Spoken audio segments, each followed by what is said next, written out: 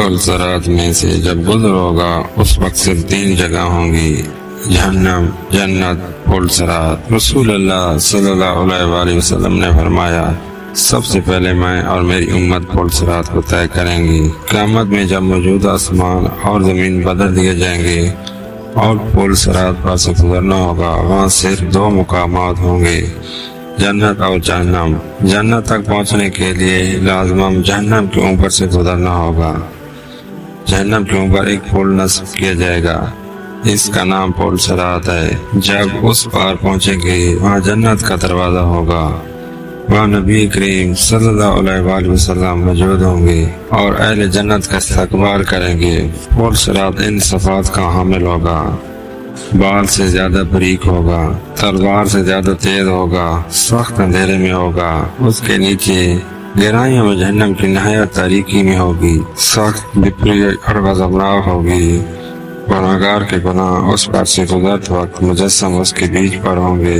اگر اس کے گناہ زیادہ ہوں گے تو اس کی بوجھ سے اس کی رفتار ہلکی ہو جائے گی۔ اللہ تعالیٰ ہمیں سورج سے اپنی پناہ میں رکھے۔ اور جو آدمی گناہوں سے ہلکا ہوگا اس کی رفتار پل صراط پر تیز ہوگی، اس کے اوپر آنگڑے لگے ہوں گے اور نیچے کانٹے بچھے ہوں گے جو قدموں کو زخمی کر کے اسے متاثر کریں گے۔ لوگ اپنی بدعمالیوں کے لحاظ سے اس سے متاثر ہوں گے۔ جن لوگوں کی بے ایمانی اور بدعمالیوں کی وجہ سے ان کے پیر پھسل کر وہ جہنم کے گڑھے میں گر رہے ہوں گے، ان کی بلند چیخ و پکار سے پل صراط پر دہشت طاری ہوگی۔ رسول اللہ صلی اللہ علیہ وآلہ وسلم پل صراط کی دوسری جانب جنت کے دروازے پر کھڑے ہوں گے۔ جب ہم پل صراط پر پہلا قدم رکھ رہے ہوں گے، آپ صلی اللہ علیہ وآلہ وسلم اللہ تعالیٰ سے دعا کرتے ہوں گے، یا رب السلام، یا رب السلام۔ آپ بھی نبی کریم صلی اللہ علیہ وآلہ وسلم کے لیے درود پڑھیں۔ لوگ اپنی آنکھوں سے اپنے سامنے بہت سے لوگوں کو پل صراط سے گزرتا ہوا دیکھیں گے اور بہت سے لوگوں کو اس سے نجات پاتے دیکھیں گے۔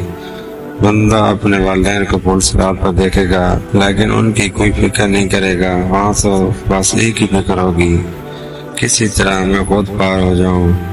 روایت میں ہے کہ حضرت عائشہ صدیقہ رضی اللہ عنہا قیامت کو یاد کر کے رونے لگی۔ رسول اللہ صلی اللہ علیہ وآلہ وسلم نے پوچھا، عائشہ کیا بات ہے؟ حضرت عائشہ نے فرمایا، مجھے قیامت یاد آ گئی ہے یا رسول اللہ، کیا ہم وہاں پر اپنے والدین کو یاد رکھیں گے؟ کیا ہم وہاں پر اپنے محبوب لوگوں کو یاد رکھیں گے؟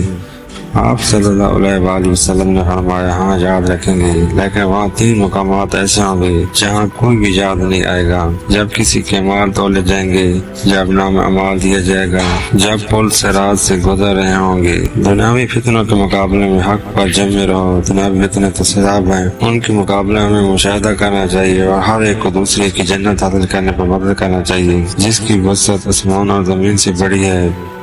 پیغام کو صدقہ جاریہ سمجھ کر آگے شیئر کریں۔ اللہ پاک آپ سب کو حامی و ناصر ہو۔ اللہ حافظ۔